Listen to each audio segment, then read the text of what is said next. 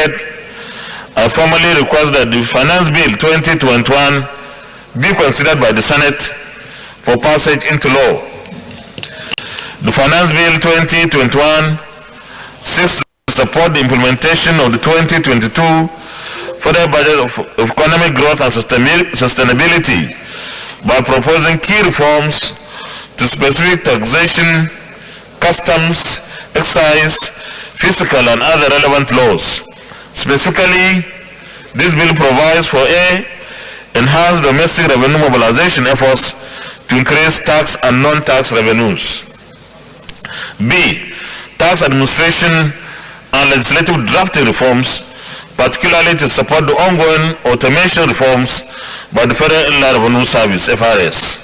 C, accelerate international taxation reforms to enhance the taxation of non-resident individuals and companies that nevertheless derive profits from Nigeria.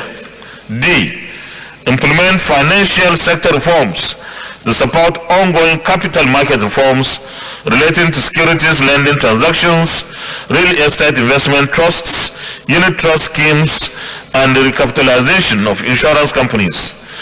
And E, prioritize critical public financial management reforms regarding the FRS vital role in coordinating tax administration as well as the enforcement of key fiscal rules under the 1999 Constitution, Finance Control and Management Act, and other relevant laws.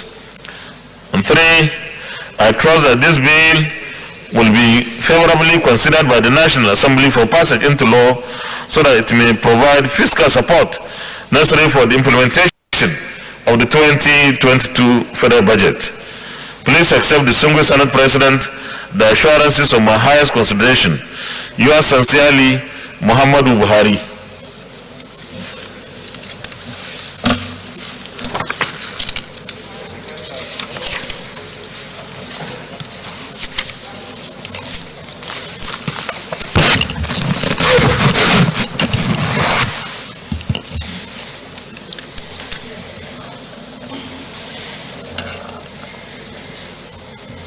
Petitions.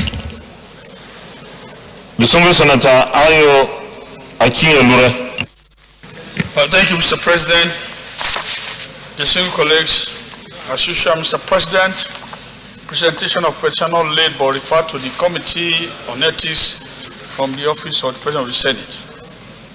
Senate Committee on Ethics, Privilege and Public Petitions, in line with Order 41.1 and 3, which is to present to the Senate some petitions yet to be laid from the Office of the President of the Senate. In order to officially place the petition in public domain through the floor of the Senate and for the votes and proceedings to capture the approval for referral. Mr. President, distinguished colleagues, please find below a summary of petition received from the Office of the President of the Senate for ease of reference. 1. Akpo Solomon, Njorere and Adewale O. Ezioba, on behalf of Nigerian National Shipping Line Limited, Pensioners Welfare Association, responded Director General Pension Transitional Arrangement Directorate, PTAD. Subject matter of the petition against Pension Transitional Arrangement Directorate for non-payment of 90 retirees of Nigerian National Shipping Line NNSC, 33% pension increase and consequential adjustment of pension arising from the implementation of the new National Minimum Wage 2019 to retirees of the defunct NNSL and other pension-related matters. 2. Apostle Izushukwani against the Nigerian Police Force, petition against uniform untreated kidnapping and drug case in Oyibo Police Station, Port Harcourt, Rivers State. 3. Moses Ekpo and Bright Okpon on behalf of Oil and Gas Youth Development, Akwa Ibom State, against Netco Jubob Pivot Consortium. Petition against Netco Jubob Pivot Consortium for marginalization of host communities in their area of oil operations. 4. Peter A. Adeosun on behalf of Tunde Akinade and Alhaji Nuruddin Olalekan of the petroleum tanker drivers mobile unit Apapa Lagos against Alhaji Saheed Adigun of Gas Stop Haulage Limited. Petition against Alhaji Saheed Adigun of Gas Stop Haulage Limited, the immediate past chairman of petroleum tanker drivers branch of Nupeng mobile unit Apapa Lagos, and his unknown government for corrupt practices, fraudulent conversion of petroleum tanker drivers fund from 2014 till date, and a threat to life. And finally, Mr. President, number 5, M.O. Babalola, on behalf of His Royal Majesty Oba Asis Bade Dabiu Ishola Ashwaju Oni Kotun of Ikotun land against security agencies in Ikotun and Alimosho local government area of Lagos State. Petition against all the security agencies in Ikotun and Alimosho local government area of Lagos State. Mr. President, distinguished colleagues, to the best of my knowledge, none of the petitioners is seeking judicial remedy. I therefore move, Mr. President, to seek the indulgence of the Senate to lay the above petition before the Senate for official referral to the committee for further legislative action. I so move, Mr. President. Is any of the petitioners seeking any judicial remedy? None of them is seeking judicial. You may let the petitions, please.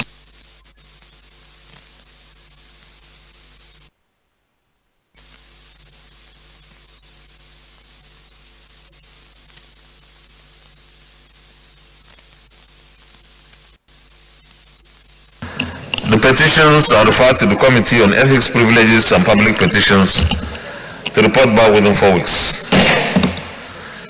Any more petitions? Leader of the Senate.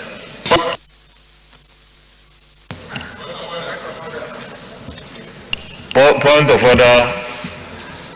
Distinguished Senator Olubimi Adetumbi.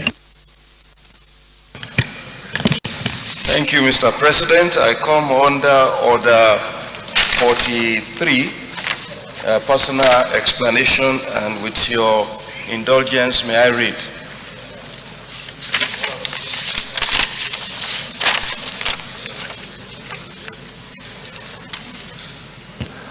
Sorry, you are coming under Order 43. Okay, you may proceed, please.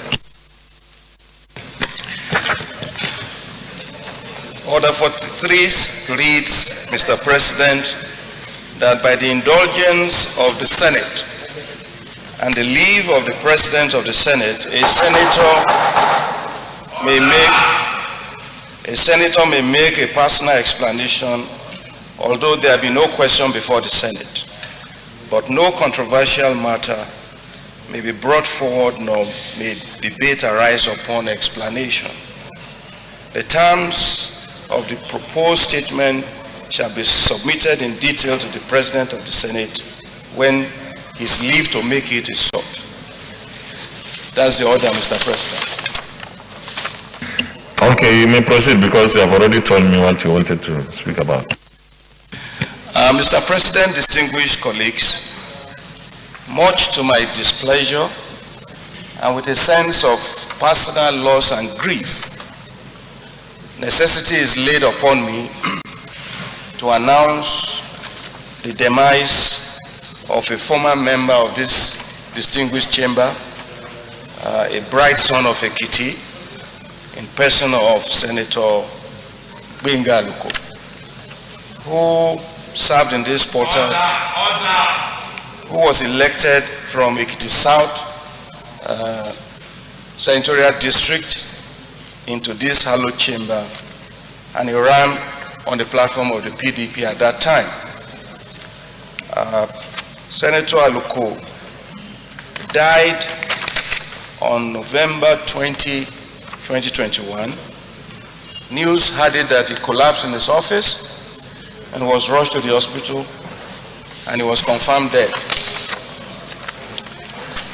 This late senator brother of ours was born on July 20, 1963 at the University College Hospital Ibadan to the family of late Professor Sam Aluko, a prominent Nigerian economist from Ode Ekiti. Senator Aluko attended the Federal Government College, Ilorin, where he completed his secondary school education, and later attended University of Ife and University of Benin, where he graduated in 1982 with a bachelor's degree in geography, and the College of Energy and Petroleum Studies in Oxford, England, for a postgraduate course in international oil trading and pricing. He had a zeal for entrepreneurship and was a businessman in many respects. During his time in the Senate, he served on committees on selection, Senate services as vice chairman. He was in aviation, women affairs, finance and appropriation, social development and sports, and local and foreign debts. He was appointed Deputy Chief Whip of the Senate during his term, Vice Chairman of the Gas Committee, Chairman of Petroleum Committee, and he was Chairman of an ad hoc committee to investigate the controversial closure of Savannah Bank at that time. In October 2002, he served also as the Chairman of the Senate Committee on INEC. He had an illustrious career in this chamber. Now, after leaving the Senate, he was privileged to serve as consultant to DF, appointed Executive Director of Government Affairs with Chevron Nigeria, and until his death, the same appointment in Mobil Oil. He has left the PDP for the Labour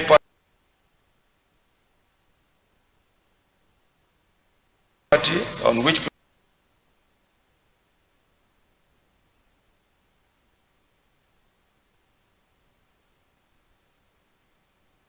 PDP, and by 2018, he also contested for Ekiti State ticket on the platform of All Progressive Congress in Ekiti State. Benga Aluko was with children, amongst whom is a renowned footballers in England, Eniola and Sonel, and he also has other children, Bemisola, Lolade, Bubemi, Temisa, and Folari. His death is a great loss to Ekiti and to Nigeria as a whole. It is therefore on this note that I request for this Senate to grant the permission for a minute silence in memory of a departed colleague. Thank you, Mr. President. Thank you very much, distinguished Senator Adetumbi.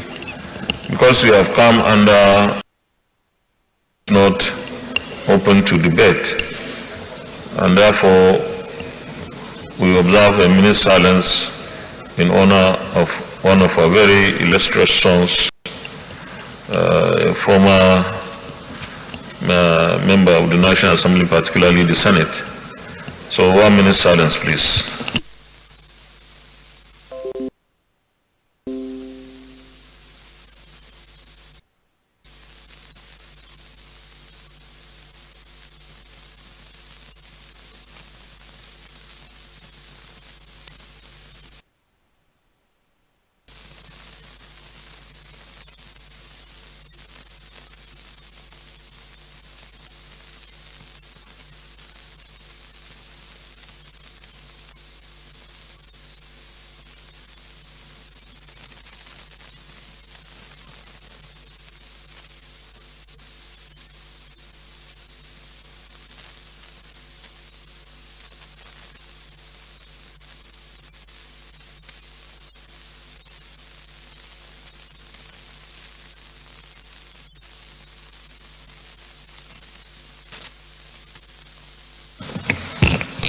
May the soul of late distinguished Senator Benga Aluko rest in perfect peace. Amen. Leader of the Senate. Point of order, Senator Degi Biyobarakuma. I'm coming. I've recognized someone already. Mr. President, very distinguished colleagues, my name is Senator Degi Eremiayo. senatorial district. Mr. President, I rise to rely on orders 42 and 52 of our standing orders, and by your gracious permission, may I kindly read.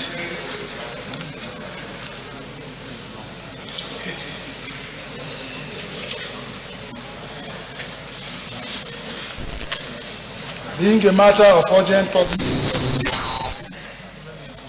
the matter for discussion shall, if possible, be referred to the President of the Senate before commencement of the day sitting, and the President of the Senate shall refuse to allow the claim unless he is satisfied that the matter is definite and urgent.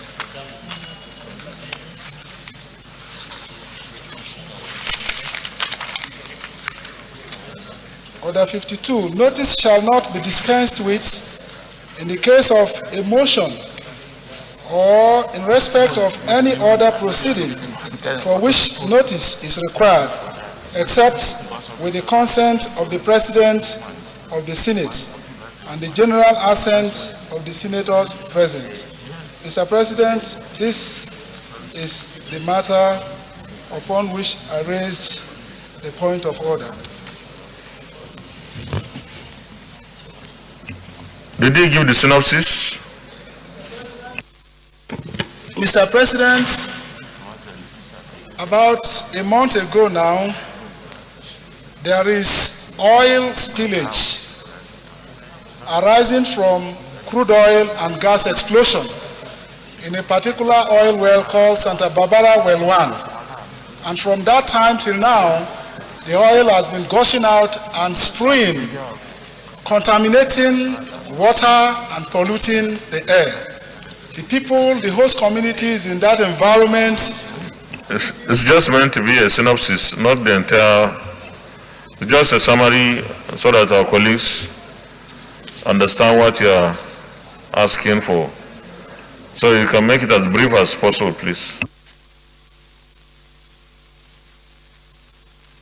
No, it's not to read the motion, because you have to be given the permission to read the motion. But if you think the synopsis you have given is enough, then I can put the question. The operating company had been able, they have not been able to stop the spillage. Several attempts have been made, and that is why I want to appeal to the Senate to intervene and call upon. No. It's okay. You have to get the permission first before you call on the Senate. Distinguished colleagues, we have listened to our colleague, Senator Degi Biobrakuma Remio. He has come under our standing orders 42 and 52, seeking to be given the permission to present a motion on crude oil explosion and flooding and contamination of water in Nembe. I think you said Nembe. Yeah, in Nembe, in Bayelsa State. And because he has come under those two orders, he needs the permission or the support of at least 1/5 of us here, senators, before he will continue. So those in favor of his request that will allow him to present the motion, say aye. Those against, say nay. The ayes have it. Distinguished, you may continue, please. The extremely urgent need to stop the continuous crude oil and gas blowout spill at Santa Barbara Well 1, OML 29, operated by ITO Eastern Exploration and Production Company Limited in Opunembe, Nembe local government area of Bayelsa State. Senate notes with concern the continuous gushing and spewing of oil and gas into the waterways and mangrove vegetation of Opunembe area of Bayelsa State from a long-sealed, non-producing but unattended oil well 1, Santa Barbara OML 29, belonging to ITO Eastern Exploration and Production Company Limited.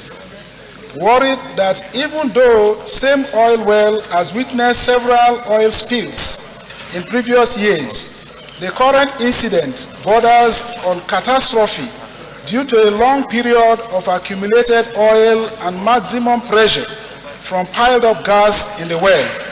The magnitude of this incident is of an extremely high order, the first of its kind in this part of the world.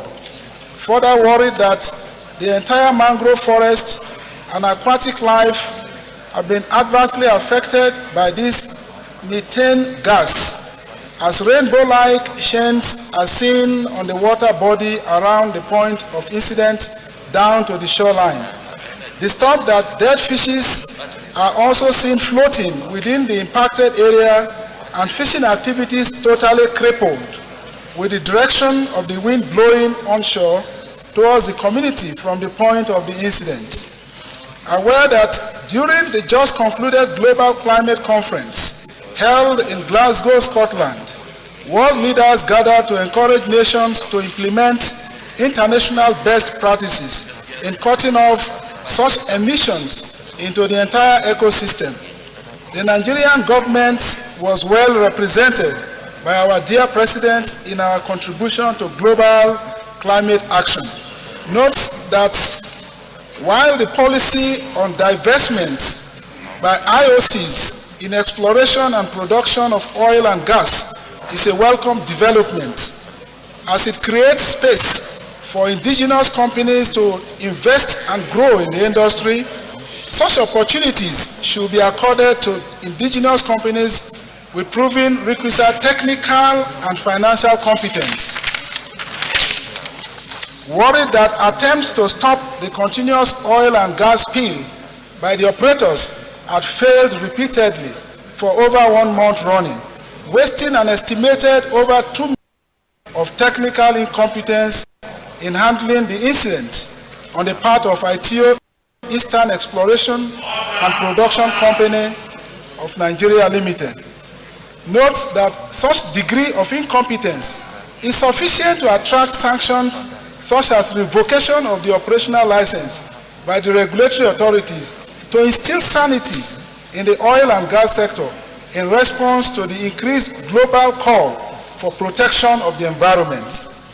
Notes with deep concern the threat to this incident poses to the health of the people of the host communities, as the air and water have been contaminated, and also the possibility of a fire outbreak from the oil well if this wanton release of oil and methane gas continues unstopped. Accordingly, results as follows. 1. Urge ITO Eastern Exploration and Production Company Limited to urgently seek, explore, and deploy relevant highest level of expertise and technology to stop the spill and prevent the continuous damage to the environment and restore the life support system of the people. 2. Urge the Ministry of Petroleum Resources to revoke the operational license of ITO Eastern Exploration and Production Company Limited if the continuous crude oil spill cannot be stopped by the company. 3. That an environmental impact assessment be conducted to ascertain the extent of damage, ensure internationally acceptable standard of remediation of the environment, and payment of adequate compensation to the affected host communities. And finally, 4, that the National Emergency Management Agency, NEMA, should, as a matter of urgency, provide relief materials, as this ugly incident has taken a negative toll on the health and well-being of the people of the host communities, which can be declared as a disaster area. Mr. President, distinguished colleagues, I thank you for the opportunity. Distinguished Senator George Thompson Sekibo, Rivers East, CON, JP.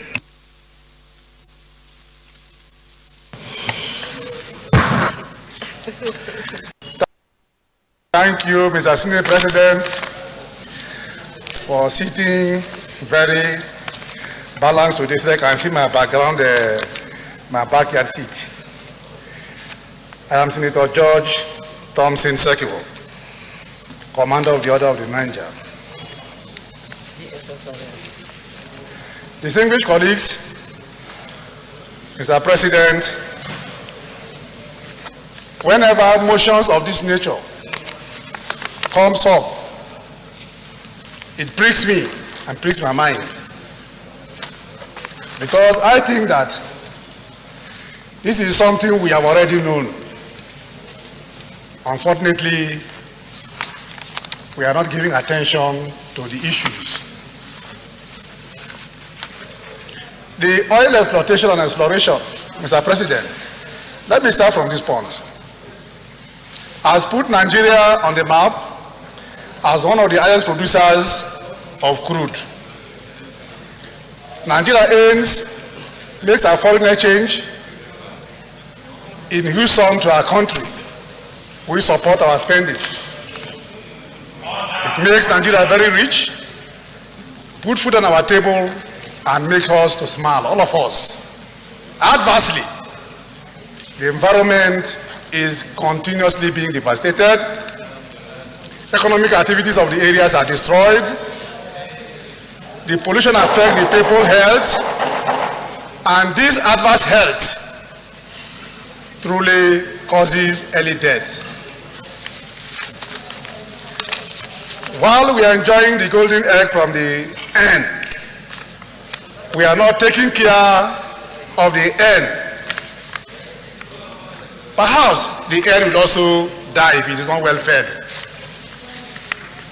The emotion and the prayers, I agree with him, but it is not the emotion and the prayers. Now, this is only one area he's talking about. But if you go to virtually every state in the Niger Delta region, there is pollution virtually on every day. Every day. The people, economic activities have completely stopped. The environment is devastated. The land, the air, the water are completely destroyed. If you go to my community in River State and sleep and wake up the next day, put your hand in your nostril and bring it out, it will be dark and black and dark. Mr. President, that is what we go through. We breathe in that bad air. Now, why will somebody who has an oil well just lock it, cap it and keep, and it's no overflows and it's disturbing the people? Are we supposed to tell him in his own business to do the right thing?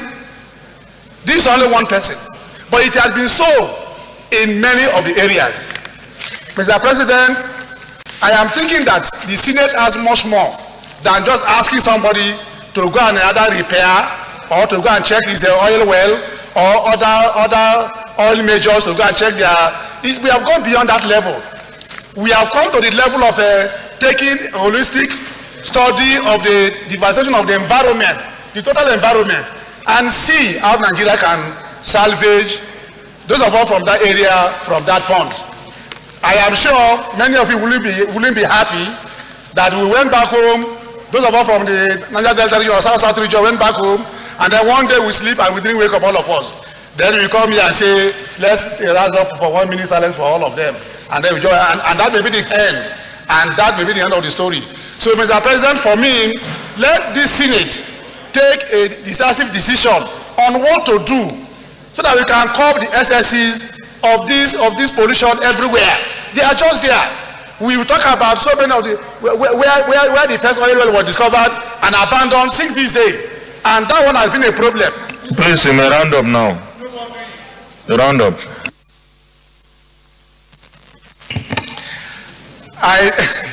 I'm rounding up, but I think Mr. Senior President should give a strong voice to see how we can take a real remedial solution, to the pollution in the area, and also remedy the land that have been badly polluted. Thank you. So I second the motion. Thank you, Mr. Senior President. Distinguished colleagues, let's go to the prayers. Prayer 1.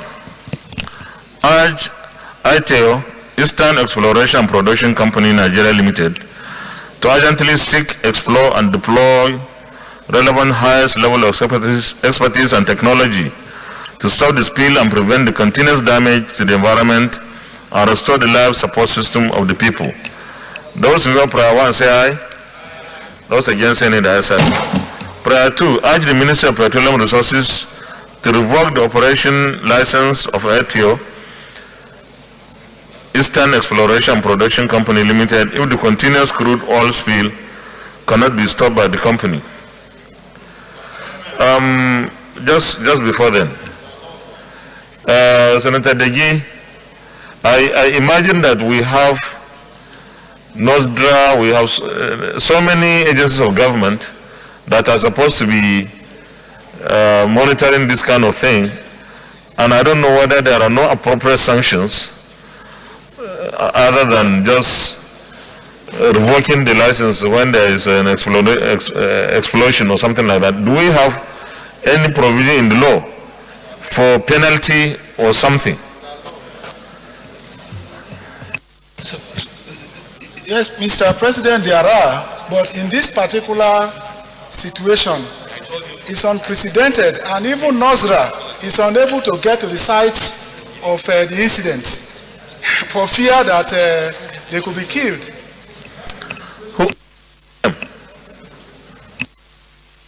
Who will kill them? Oh, for fear of explosion. That means this is a very grievous incident. You say amendment? Okay. Thank you, Mr. President. Mr. President, the relevant laws that governs issues of this nature, and then based on the updates we are equally getting from the executive has even vowed to strengthen most of these laws, but action is actually being taken. So withdrawing the license might not be the solution. So what is the amendment? You say amendment. I think that should be stepped down. No, I was just raising the issue whether that is the revocation of license is the only thing. In the executive to strengthen the relevant laws. Executive has no role in lawmaking now. That's our own. Well, distinguished colleagues, I was asking about this because I don't know whether revocation of license will be the way to go. How many licenses are we going to revoke? But if there are appropriate penalties and punishments that should be meted at such companies, I think that's what we should insist. And if there are no at all, then we need to amend the laws establishing them. Sir, can we... Thank you, Mr. President. Senator Aliu Sabi Abdullah Nejanot. I would like to amend it to read, the Senate condemns this oil spillage by ITO and urge the executive to bring the maximum penalty, or the relevant agencies to bring the maximum penalty in our existing laws to bear on. What is the maximum penalty?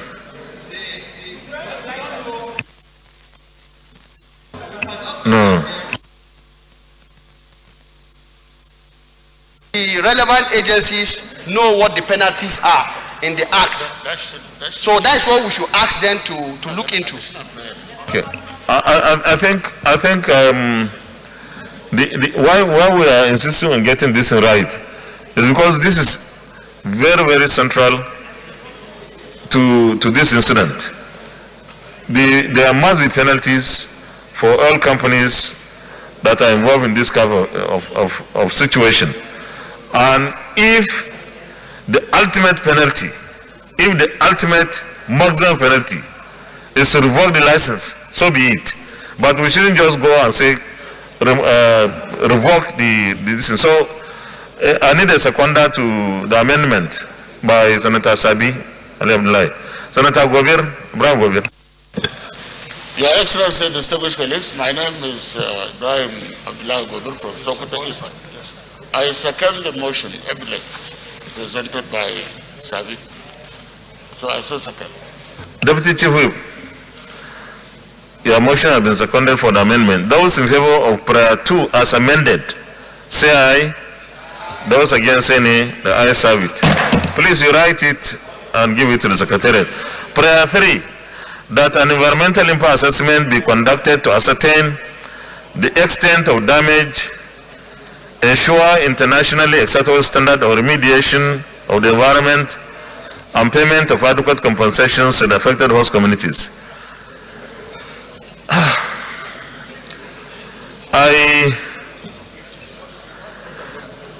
I have a slight problem here, because you need to have a baseline, and this is a technical thing. You need to have a baseline information regarding that environment before you can assess the extent of damage and quantify what should be paid. So who will do the environmental impact assessment? Who will do that? Because we said an environmental impact assessment be conducted. By who? Is it by ATO? Mr. President, usually is by a joint team of the operating company, Ministry of Environment, and the community also must be represented. Who does it? You said No, it's a joint team of the operating company itself, Ministry of Environment, Ministry of Environment, of course, NOSRA, regulatory agencies, and the host communities affected are also represented in that team. Okay. So we have to be explicit, because if you say carry out an environmental impact assessment,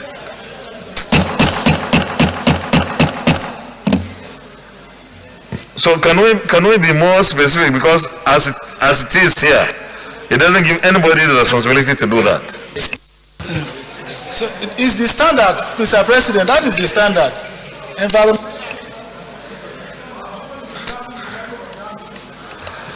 Okay.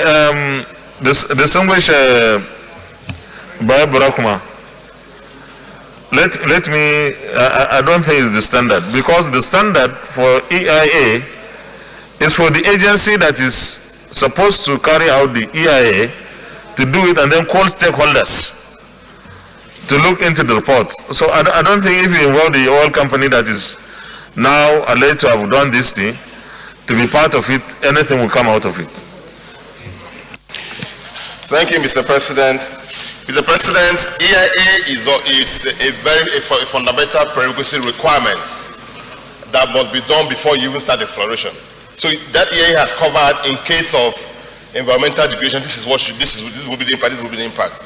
So I think we can save ourselves the trouble at the Senate by directing the maybe Committee on Environment and Committee on Upstream to visit and then make appropriate recommendations. So we save ourselves this. So I think so. Leader of the Senate. Mr. President, my highly respected and distinguished colleague, I want an amendment to this prayer.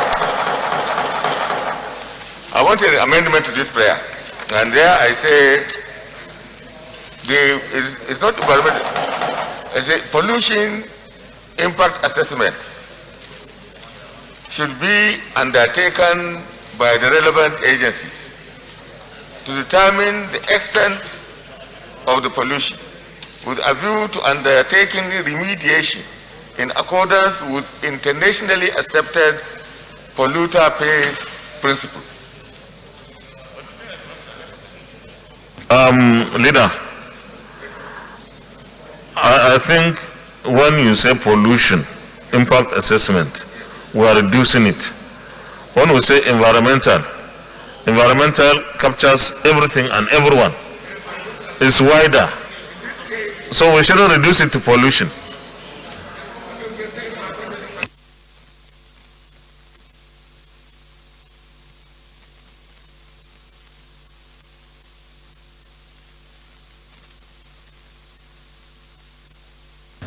Can we give a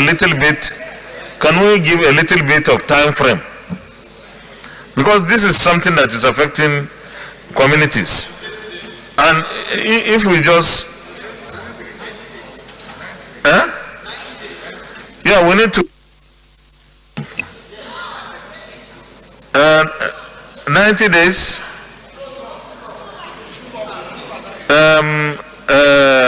Leader, I think I will go with within 60 days. Within 60 days. Not in 90 days. Within 60 days. You think it's too long? Too short? Sir, distinguished colleagues, I want us to understand one thing.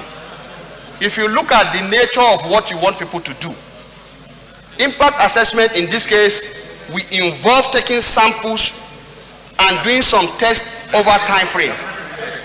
So for that reason, if you want them to do a good job, honestly, let's say what we know. At the end of the day, we come back here and we'll be happy with it. Okay, I can see your point. Sorry, I'm participating more than necessary here. Let me suggest one thing. First, we need to save the communities. We need to stop the spillage. That one, we have to give them time. Short time. The environmental impact assessment thing, we can say 60 or 90 days or even more. But to stop the spillage, and I think that is the most important thing at the moment, because the communities are under that threat. So within how many, so we can have another prayer, or we cut this prayer into two? Huh? Okay. Well, maybe we are coming back to even amend prayer one, because there is no time to it, so they can do it next year if they like. Next year is short anyway, but we have to give them very strict time. So as who amended? Leader? Okay, we need a seconder for prayer 3. Seconder, very distinguished Senator Betty Jocelyn Apiafi.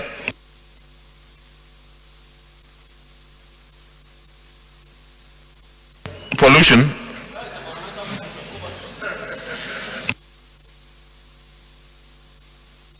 No, you have to go to your seat. No, you are not at the moment. You didn't raise your hand as a leader.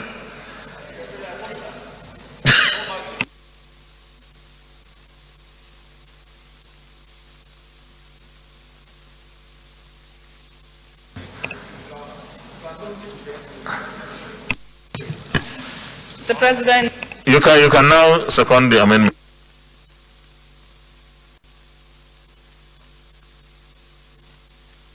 I'm from Rivers State.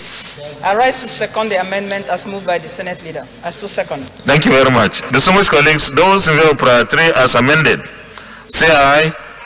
Those against, say nay. The ayes have it. Prayer 4, that the National Emergency Management Agency, NEMA, should as a matter of urgency provide relief materials, as this ugly incident has taken a negative toll on the health and well-being of the people of the host communities, which can be declared as a disaster area.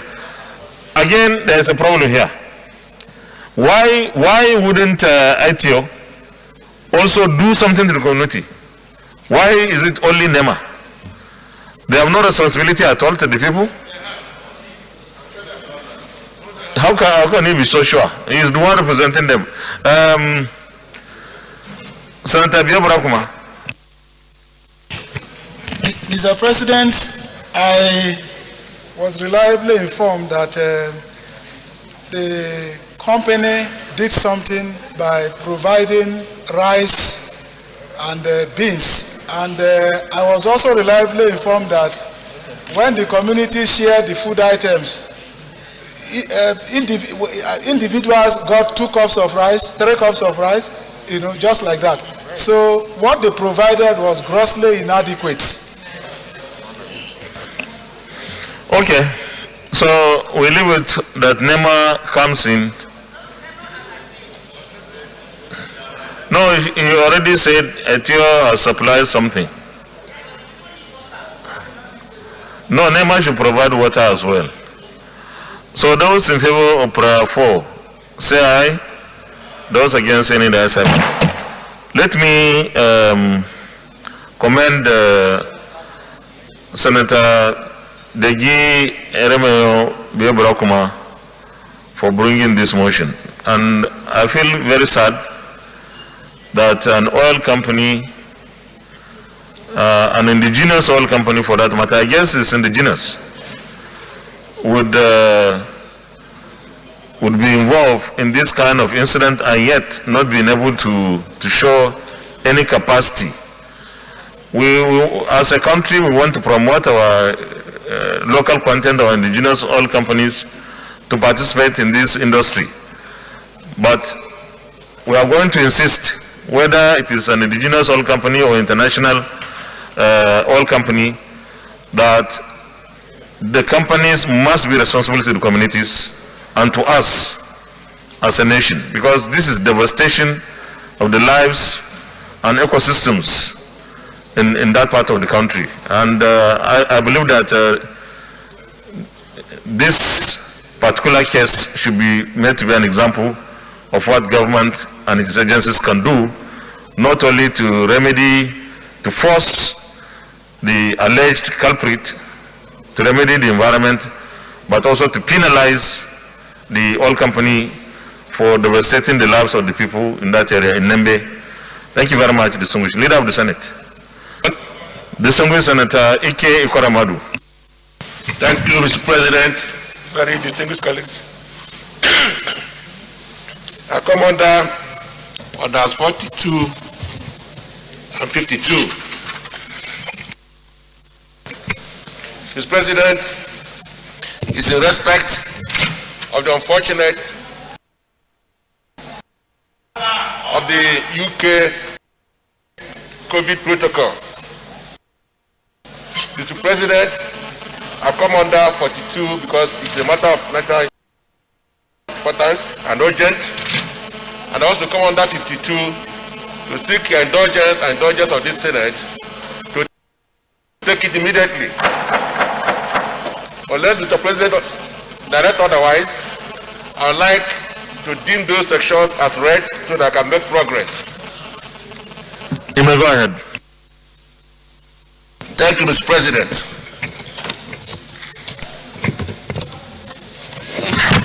Very distinguished colleagues, the motion is for the need for the government of the United Kingdom to remove Nigeria from COVID-19 red list.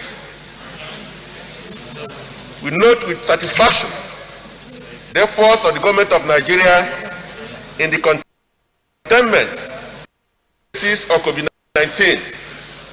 But we are worried that by the decision of the British government to include Nigeria in the COVID-19 list with its concomitant implications, which will affect many citizens of Nigeria who are planned to spend their Christmas and New Year holidays with their families. We also worried that Nigerians with genuine need to visit the UK within this period will be denied visa, and those with visa will not be allowed to enter the UK. We note that Nigerians have consistently complied with all the COVID-19 protocols required by the World Health Organization and UK government to travelers prior to this ban. We are worried that targeting African countries in the COVID-19 travel ban amounts to profiling and discrimination, as well as an attack on our cordial diplomatic relations with the UK. We are aware of the global concern over vaccines hoarding and inequity and the resulting consequences on low-income nations in the fight against COVID-19. This Senate government inclusion of Nigeria in the COVID-19 red list without justification. We call on the federal government to then constructively engage the British authorities with a view to reverse this inclusion. We call on the British authorities to consider removing Nigeria from the COVID-19 red list and to be sensitive to the diplomatic relationship between the two countries in taking decisions that affect Nigerian citizens. 4, we call on the Nigerian government to remain firm in the enforcement of all necessary protocols in the containment of every COVID-19 variant in Nigeria. And finally, we call on the major vaccine powers, namely Britain, Canada, America, and the European Union, among others, to take urgent and bold steps to ensure vaccine equity in the best interest of the entire human race. I so move.